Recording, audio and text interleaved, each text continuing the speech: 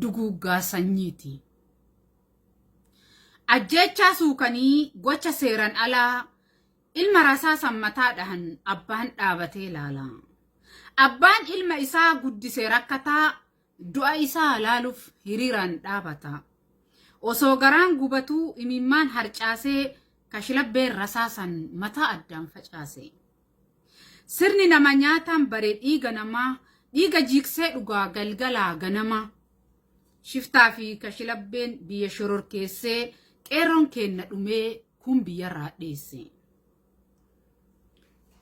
Haadha dhiiraa gubate mar'imaan garaa dhalaa keessan dhiiga cobsitii imimmaan karaa alaa gadooddee bootti haati obsuuf garaa dadhabdee gubanne kaasi wajjin onneen teenna nu cabde. Ilmi namaa yoo yakke ni adabu maleessa akkamitti lubbuu baasee dhiiga lafa lolaasa. Seerri ajjeesuu malee hin dandeenye adabuu ilma namaa ajjeesuuf eeyyama maaliif qabu. Hiyyeessi biyya isaatti dafqa ofiitiin xaaratee hidhaaf ajjechaa malee maal qaba yoo jiraate. Lakkisaa yaa milishaa, lakkisaa yaa shokote, biddeena takkaaf jettee hin boochisin haadhatee. Dadhabsiifti amba keessaa, ulee baattee baata ganda keessaa, mana namaa jala bultaa, si erganii oduu guurtaa. Si mijatus haalli ammaa olee bulee jijjiiramaa, biddeen tokkoof of dagattee hin maraatin huccuu gattee.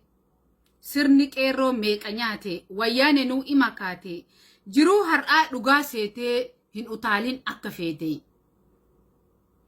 Maaliif diigu mana hiyyeessaa abbaan ilmaan eessa geessa? Booya jirti haati karraa ijoollee fi abbaa warraa. Rakkoo kanaaf maaltu mala? Ilmi namaa eessa gala? Ilma namaa maaf dararu? Diiguu malee yoom ijaaru? Manni hiyyeessaa ta'e daaraa bakka buusee eenyu ijaara? Jiraachuunuu ni ulfaataa, sagal buluuf takka nyaata.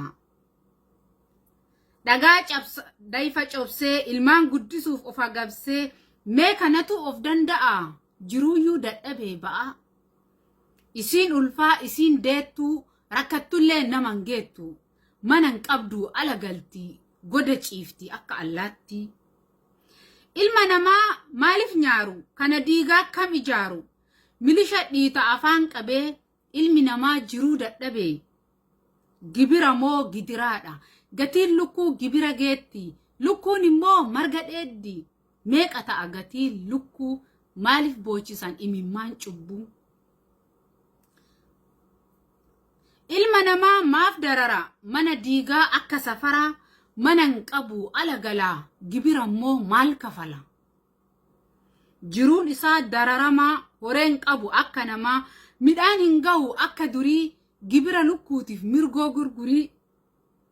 Maaliif cal'isa hunduu laalee, maaliif mancaa qabeenyi baalee, wanti akka qe'oo fi eessa jira, eessa geessu fi uummata riraa. Dargaggeessi biyyaa godaane, Oromiyatti eenyutu aane, waraabessa nyaata lafee ilmaan biyyaa, ani haa cabukaa lafee ilmaan aayyaa. Waa hedduu dubbadha osoo yeroo qabaadhe, eelaa waggaa meeqa garaa kiyyatti baadhe. Lammii galaanarraa qurxummiin sooratu, waa meeqa baadhate garaa dhudhaan baatu. A'aa jedhaatumaan cal'isa yoo maraa, barri kun fuudhatiin kaanitti nuun taraa.